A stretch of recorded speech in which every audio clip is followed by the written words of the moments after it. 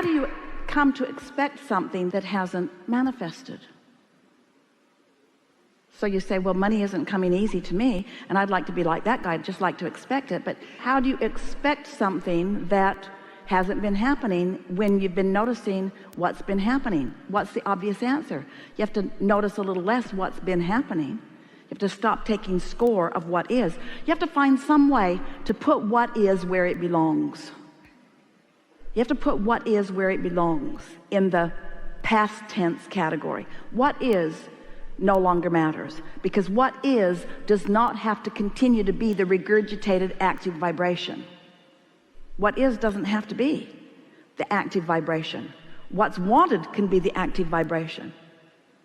But what's the payoff for you? What are you going to focus on in order to stay focused on the vibrational reality rather than the manifested reality?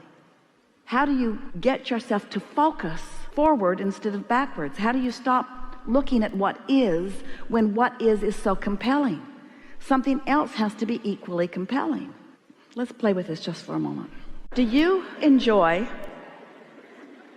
a feeling of clarity? Do you? Do you like to feel so clear in your mind that you know exactly what you're doing? You know, when you click into that, you know those moments in time when clarity is just so strong that it feels to you like you just can't get it wrong, at least not right now. Things are just really clicking for you. Is that something worth focusing on? And is it a condition or is it an unconditioned? We know these words sound awkward to you, but we're wanting to somehow cajole you into not facing reality anymore. Your reality is the platform that you bounce off of. But if you let it be what you are giving your undivided attention to, your reality will hold you apart from your motion forward. So you have to find a way to put reality where it belongs, which is past tense. It's old news. What's already manifested isn't where the sweet spot it is, isn't where the action is. It isn't where the energy is. It isn't where the fun is. It isn't where the leading edge is. It isn't where the new ideas are. It's the hatching of the new idea. It's the experience of the new rendezvous. It's the turning the vibration into a thought. It's the receiving of the thought. It's the conscious awareness that you've received a thought. It's the emotional feeling of worthiness that the thought has come, and the emotional feeling of positive expectation that that's going to amount to something. And every single thing you want, no matter what it is, material object, state of being, lover in your bed, pile of money, doesn't matter what it is, every single thing you want is because you believe you will feel better in the having of it. So if we can get you to just for 2 days, say, what's the feeling that I'm reaching for? What's the feeling? So as you offer that vibration, and we began using the word spew because we wanted you to feel the spewing of it, the offering of it outward, because we wanted you to get the sense of the way it moves out beyond you and affects everything that you walk into for a while. So as you're offering negative comments about your financial state of being, you keep sort of muddying up the waters ahead of you and making it less possible for you to see with any clarity the things that could work out for you. You're muddying up your own water, so to speak. And that if you would stop doing that, the water would clear.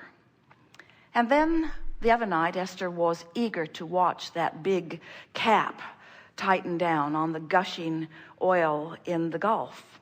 And as she sat there and saw for the first time in a very long time that well no longer offering that oil, Esther remembered this analogy that now it has stopped. The feeling of it dissipating and becoming a non-subject is understandable, isn't it? As long as it was still spewing, it was like you couldn't clean it up fast enough. You couldn't begin to clean it up until it stopped spewing. There just weren't enough boats on the planet, or enough hoses on the planet, or enough containment on the planet. It was just messing the water up faster than anyone could clean it up. And that's what you sometimes do with your negative comments, with your negative beliefs. As they keep coming, you just keep messing up the water. And if you would stop the commentary, it is our promise to you that the natural resources that surround you would clear it. And in that clarity, you will return to who you really are. It's one of the best real-time analogies that has come along for a while, because you can feel that in your own experience. Have you ever had a relationship and you just keep it stirred up? In other words, every time you think of it, you just get mad all over again. And almost as soon as you think of it, you start talking about it, and then you start remembering, and then other things like it start showing up in your experience, and you think, will I ever be rid of this? Is that negative experience going to follow me? Is it going to dog me all the days of my life? And we say, not as soon as you stop talking about it. Not as soon as you stop thinking about it. If you think about, have you ever had, some have, some haven't, men and women both, mostly men, but it happens, a fist fight with someone? Well, they deserved it. We all know they deserved it. But you came to that point where you were actually came to physical blows. But there was a point before you threw that punch that if you had held back from it, it would have been better. It would have been better before your nose was broken, wouldn't it? It would have been better before they put you in jail, wouldn't it? In other words, wouldn't have holding back been better, even though it didn't seem like it in the moment? Thinking back on it, wouldn't have holding back have been better? Have you ever had an argument with someone where you were so right and they thought they were so right, and you were determined to make them understand your rightness, and they were determined to make you understand their rightness, and so you just argued and argued and argued and argued until there was hardly any life left in either one of you? And they didn't understand you, did they? Wouldn't it have been better if you had just held back before you crossed that sensitive line? And so in the same way of holding back from the punches and holding back from the argument, we want you to consider the true power in even stopping earlier in this spewing process, in the setting the tone of what's out there process.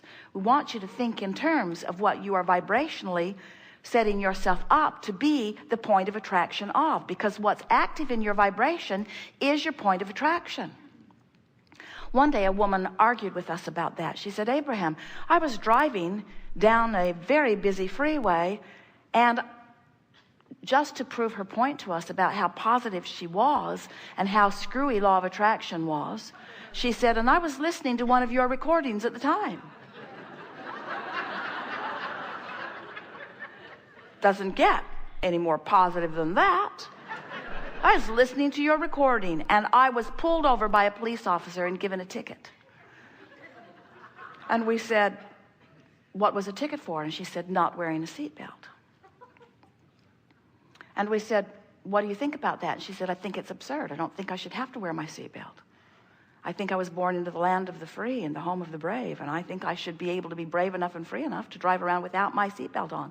I don't think it's anybody else's business whether I wear a seatbelt or not. I don't know what he thought he was doing, pulling me over. I wasn't causing anyone. She got quite animated quite fast. And it became quite evident that even though she was listening to one of our recordings, she had something unresolved percolating there in her vibrational pattern. And that it's not possible for her to be driving on the freeway without belligerently and rebelliously not wearing her seatbelt. She wasn't just nonchalantly and uncaringly and whimsically not wearing her seatbelt. She was defiantly not wearing her seatbelt. And we said, you were driving along, sending a beam out of the roof of your car that said, pick me, pick me, pick me, pick me. You want trouble? I'll give you trouble. And here's this policeman. He is actually in a much better state of mind than she was. He was out trolling for revenue.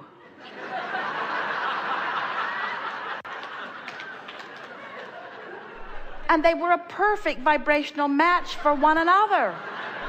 Law of attraction brought them together in the precise way that law of attraction always does. It was perfect co-creation.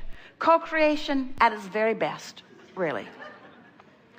So what we want to say to you, well, you hear it.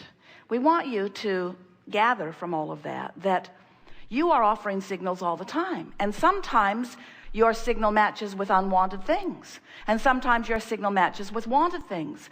And when the signal that you're offering really resonates with the wholeness of who you are, you feel wonderful. But even more important, well, there is nothing more important than feeling wonderful, but even more evident is manifestations have to match that signal of alignment. They just have to. You can't get something unwanted when you are tuned in, tapped in, turned on with who you are. You just can't. Now, she wanted us to believe that. I was listening to a good feeling recording. We said, that's like putting a happy face sticker on your empty gas gauge just because it bothers you to see the tank empty. Now you've got a happy face sticker on it. It's not so troublesome, but it won't keep you from running out of gas.